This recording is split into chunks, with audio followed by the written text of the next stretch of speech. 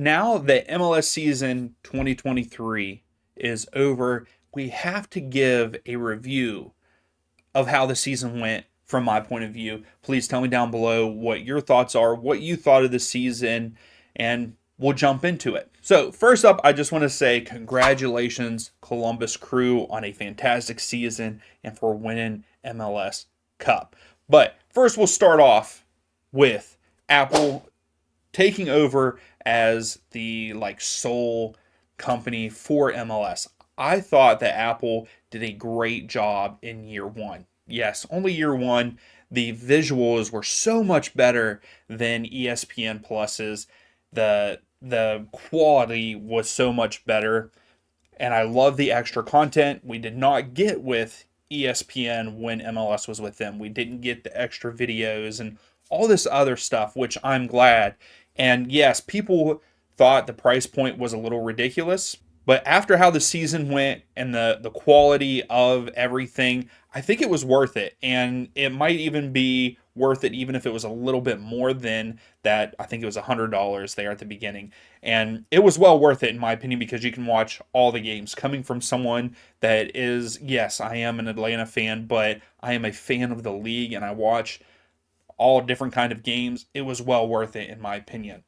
The only issue I have, and we've talked about it multiple times, is having the commercials in MLS 360. They need to cut that out or do a thing where it is like half the screen or up in the corner while the show is still going on, because we saw many of times that there was a goal scored in a match during the commercials and you had to wait until after. I think that that is the biggest downfall of Apple, is having commercials doing 360, because I believe other shows like that in different leagues, they do not do that kind of thing with the commercials during the show. So from an Apple standpoint, I think they did a good job. Hopefully the price doesn't go up too much with Messi being in the league and all of that. So moving on, I want to talk about my biggest disappointments, which is disappointing teams of this season. And first I got to start off with Toronto FC. They had a terrible season this season, going 4-10-20 this season.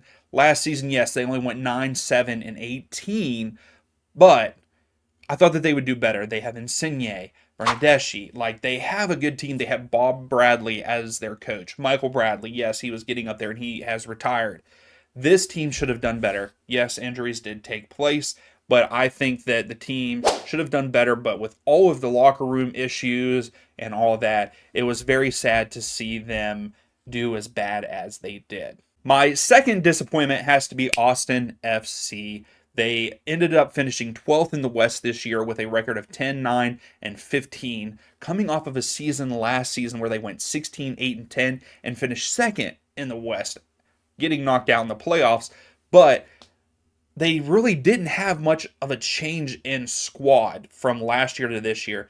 Again, yes, some injuries took place, but the coaching staff didn't change. And I mean, with Claudio Reyna, that debacle with U.S. men's national team and everything, with him stepping away from Austin, was that a big deal and a big game changer for them?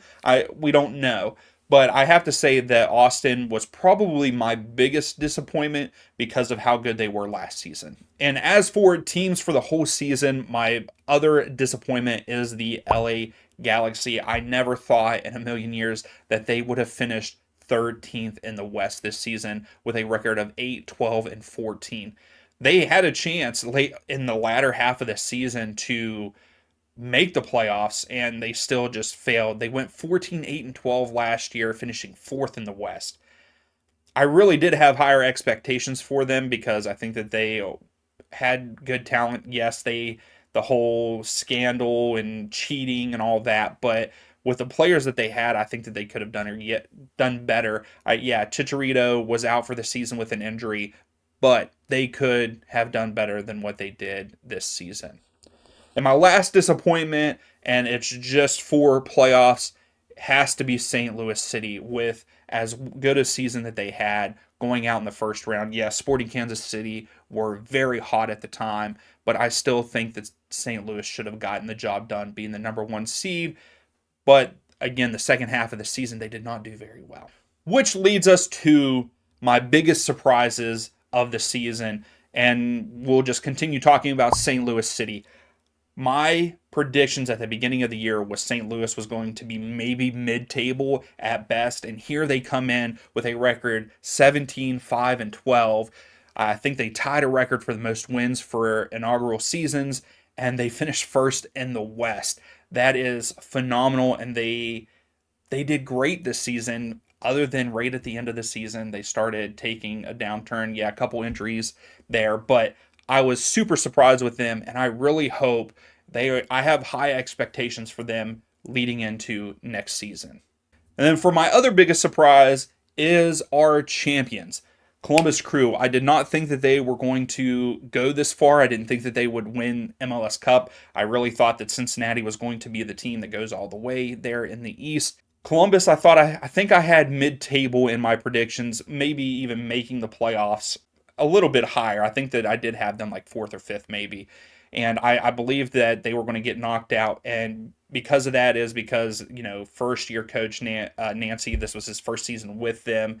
I understand that he is a phenomenal manager, but they were in third and they missed the playoffs last season. So I have to say that they really surprised me this year for 2023.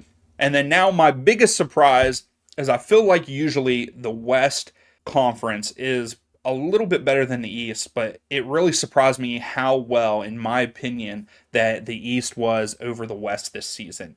I mean, the first place team, St. Louis, would have finished fourth behind Columbus in the regular season standings if they were in the East. That's first in the West. They would have finished fourth in the East. That's kind of mind blowing. Also, the East had 73 more points than what the West did as a whole. So that's a pretty big difference. I would think that it should be a little bit closer than that. And then also the East had 45 more goals. We could break down more stats, but those are just, some of them that hit there. I thought that the West was very boring this season. There was a lot of 1-0s, 0-0s. Yes, there were those in the East too, but I thought that the West, it was more often.